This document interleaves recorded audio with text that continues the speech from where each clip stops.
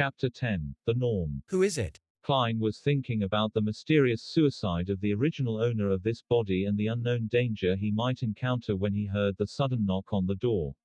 He subconsciously opened the drawer, took out the revolver, and asked vigilantly. The other party was quiet for 2 seconds before a slightly sharp voice, in Orr's accent, replied. It's me, Mountbatten, bitch Mountbatten. The voice paused for a moment before adding, Police. Bitch Mountbatten. When Klein heard this name, he immediately thought of the owner of this name. He was the policeman in charge of the street where the apartment was located. He was a rude, brutal, hands-on man. But perhaps, only such a man could be a deterrent for alcoholics, thieves, part-time thieves, villains, and hooligans. And his unique voice was one of his trademarks. Okay, I'll be right there. Klein responded loudly. He had planned to put the revolver back into the drawer, but thinking that he had no idea why the police was outside and that they might search the room or do other things, he cautiously ran to the stove where the flames had already been extinguished and put the revolver in it. Then he picked up the coal basket, shook a few pieces into the stove, covered the gun, and finally placed the kettle over the stove to conceal everything. After doing all of that, he tidied up his clothes and quickly approached the door and murmured, Sorry, I just had a nap. Outside the door stood 4 policemen in black and white checkered uniforms with peaked caps. Bitch Mountbatten, the one with a brown beard, coughed and said to Klein. These 3 inspectors have something to ask you. Inspectors? Klein looked at the shoulder badges of the other 3 reflexively and found that 2 of them had 3 silver hexagons and 1 had 2, both of which looked superior to Bitch Mountbatten, who had only 3 chevrons. As a history student, Klein did little to no research into the ranks of police epaulets, except that Bitch Mountbatten often boasted of being a senior sergeant. So these 3 are inspectors. Influenced by conversations with Benson, Welch, and his classmates, Klein had the common sense to make way and point into the room. Please come in. How might I help you? The leader of the 3 inspectors was a middle-aged man with sharp eyes. He seemed to be able to read the mind of a person and make them fearful. His eyes were wrinkled, and the edge of his hat revealed light brown hair. He looked around the room and asked in a deep voice, Do you know Welch McGovern? What's wrong with him? Klein quivered and blurted back. I'm the one asking the questions. The dignified middle-aged police inspector had a stern look in his eyes. The inspector next to him, also wearing 3 silver hexagons, looked at Klein and smiled gently. Don't be nervous. It's just a routine questioning. This policeman was in his 30s, with a straight nose and grey eyes that, like a lake in an ancient forest that no one visited, gave him an indescribable sense of depth. Klein took a breath and organized his words. If you mean Welch McGovern, the graduate of Coy University from Constant, then I'm sure I know him. We are classmates with the same mentor, Senior Associate Professor Quentin Cohen. In the Lowen Kingdom, professor was not only a professional title, but also a position, just like the combination of professors and department deans on Earth. That meant there could only be one professor in a university's department. If an associate professor wanted to become professor, they had to wait for their superior to retire, or force out their superior with their abilities. As talents needed to be retained, the kingdom's Higher Education Commission had added senior associate professors in the 3-level system of lecturers, associate professors and professors after years of observation. This title was given to anyone with high academic achievements or with enough seniority but did not make it to the position of professor. At this point, Klein looked into the eyes of the middle-aged police inspector and thought for a second. To be honest, our relationship is quite good. During this period, I met with him and Naya frequently to interpret and discuss the 4th epic notebook that belonged to him. Inspectors, did something happen to him?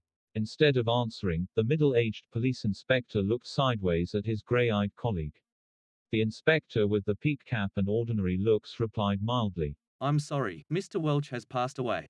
What? Despite having some hunches, Klein could not help but shout out in astonishment. Welch died just like the original owner of this body? That is a little scary. What about Naya? Klein questioned hurriedly. Ms. Naya passed away too. The grey-eyed police inspector said quite calmly. Both of them died in Mr. Welch's house.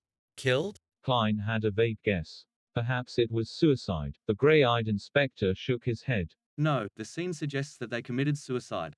Mr. Welch hit the wall with his head many times, covering the wall with blood.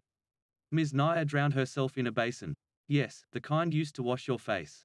That's impossible. Klein's hairs stood on their ends as he seemed capable of imagining the strange scene. A girl kneeling on a chair and burying her face into a basin filled with water. Her soft brown hair swaying in the wind, but her entire person remaining motionless.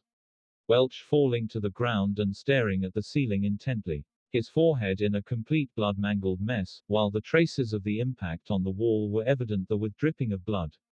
The grey-eyed inspector continued. We believe so too, but the autopsy results and the situation at the scene exclude factors such as drugs and external forces. They, being Mr. Welch and Ms. Naya, showed no signs of struggling. Before Klein could speak again, he stepped into the room and asked, pretending to be casual. When was the last time you saw Mr. Welch or Ms. Naya? As he spoke, he gestured with his eyes to his colleague with 2 silver hexagons. He was a young police inspector and looked about the same age as Klein. With black sideburns and green pupils, he was good-looking and had a poet's romantic temperament. When he heard the question, Klein thought about it and answered it thoughtfully. It should be June 26th. We were reading a new chapter in the notes. Then, I went home to prepare for my interview on June 30th. The interview was for the history department of Tingen University. Tingen was known as the city of universities. There were 2 universities, Tingen and Khoi, as well as technical schools, law colleges and business colleges. It was second only to Backland, the capital. As soon as he finished, he saw the young police inspector walk towards his desk in the corner of his eye and pick up the notes which resembled more of a diary. Damn, I forgot to hide it. Hey. Klein cried out. The young inspector smiled back at him, but did not stop flipping through his notes, while the grey-eyed inspector explained. This is a necessary procedure. At this time, Bitch Mountbatten and the dignified middle-aged police inspectors were just watching without interrupting or assisting in the search. Where are your search warrants? Klein had intended to question them, but on second thought, the judicial system of the Lowen Kingdom did not seem to have such a thing as search warrants. At least he did not know if there was one. After all, the police force had only been established for 15 or 16 years. When the original owner of this body was still a child, they were still called public security officers. Klein couldn't stop it. He watched the young inspector flip through his notes, but the grey-eyed inspector did not ask any questions. What is this strange thing? The young police inspector turned to the end of the notes and suddenly asked. And what does this mean? Everyone will die, including me. Isn't it common sense that everyone dies except for deities? Klein was prepared to quibble, but it suddenly occurred to him that he had planned to connect with the police in case of possible danger, but he had no reasons or excuses. He made a decision in less than a second. Putting his hand over his forehead, he answered painfully. I have no idea. I really have no idea. When I woke up this morning, I felt I wasn't quite right, as if I had forgotten something. It's especially true for whatever happened recently. I don't even know why I had written such a sentence. Sometimes, being frank was the best way to solve a problem. Of course, it required skills. There were things that could be said and could not be said, and the order of what was said first mattered. As an expert keyboard warrior, Klein was also good at sophistry. That is ridiculous. Do you think we are fools? Bitch Mountbatten could not help but interject angrily. This is such a bad lie that it insults the intelligence of his and his colleagues. It's better for you to pretend to be mentally ill than to pretend to be an amnesiac. I'm speaking the truth. Klein responded frankly, looking into the eyes of Mountbatten and middle-aged police inspectors. It really could not be more true. Maybe it is. The grey-eyed police inspector said slowly. What? He really believed it? Klein was surprised himself. The grey-eyed inspector smiled at him and said, An expert will come in 2 days and believe me, she should be able to help you to recall your lost memories. Expert? Help me remember my memories? In the field of psychology? Klein frowned. Hey, what if his memories of Earth were exposed? He suddenly felt like facepalming himself. The young police inspector put down his notes and searched his desk and room. Fortunately, he focused on books instead of lifting the kettle. Well, Mr. Klein, thank you for your cooperation.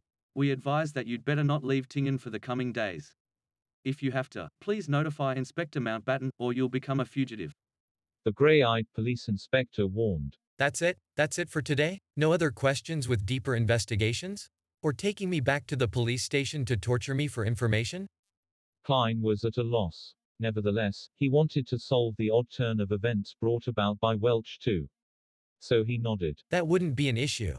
The inspectors exited the room one by one, and the young man at the end suddenly patted Klein on the shoulder. It's really nice. Very lucky. What? Klein's face was puzzled. The green-eyed police inspector with a poet's temperament smiled and said, Generally speaking, the norm is for all the involved parties to die in such an event.